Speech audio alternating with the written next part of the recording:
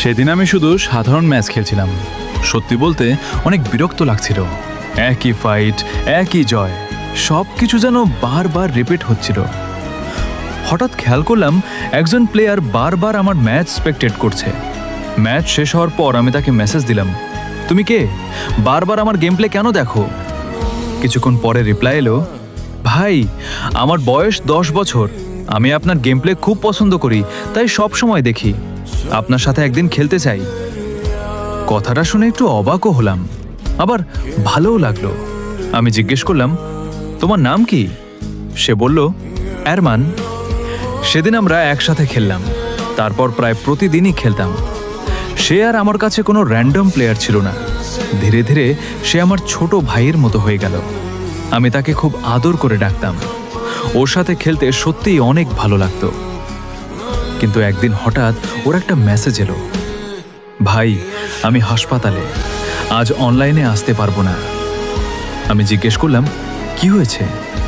ও উত্তর দিল, আমার লাস্ট স্টেজ ক্যান্সার, কাল আমার চিকিৎসা হবে। মুহূর্তের জন্য আমি কি বলবো বুঝতে পারিনি। শুধু লিখেছিলাম, সব ঠিক হয়ে যাবে, কোনো টেনশন নিও না, আমি অপেক্ষা করব। সেদিন খুব তাড়াতাড়ি গেম বন্ধ করে দিলাম। মনে মনে শুধু ওর জন্য দোয়া করছিলাম। একদিন গেল, 2 দিন, 3 দিন, 1 সপ্তাহ। প্রতিদিন গেম ওপেন করতাম, লবিতে তাকিয়ে থাকতাম। মনে হতো এই বুঝি আরমান অনলাইনে আসবে, কিন্তু সে আর এলো না। প্রায় 10 দিন পরে হঠাৎ একটি ফ্রেন্ড রিকোয়েস্ট এলো। আমি খুব খুশি হয়ে সঙ্গে সঙ্গে অ্যাকসেপ্ট করলাম। বললাম, কোথায় ছিলে ছোট্ট? কিন্তু এবার ওপাশে আর আরমানের কণ্ঠ ছিল না। ধীরে ধীরে একটি মেয়ের কণ্ঠ ভেসে এলো। আমি আরমানের আপু বলছি। আমার বুকটা যেন থেমে গেল। তিনি বললেন, আরমান আর নেই, সেদিনই সে মারা গেছে। ডাক্তার আগেই বলেছিলেন ওর হাতে খুব বেশি সময় নেই। ওর শেষ ইচ্ছা ছিল আপনার গেম দেখা আর একদিন আপনার সঙ্গে খেলা।